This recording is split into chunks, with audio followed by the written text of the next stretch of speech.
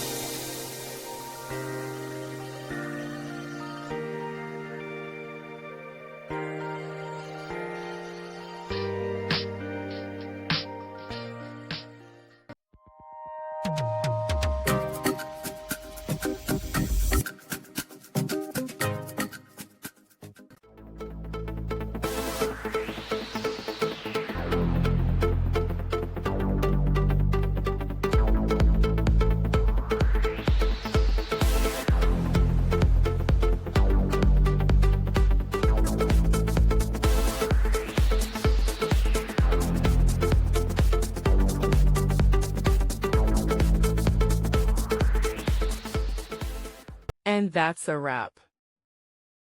I hope you found the answer you were looking for. If you did, take a second to hit that subscribe button. It really helps out. And let me know in the comments which solution worked best for you. See you next time in the debug zone.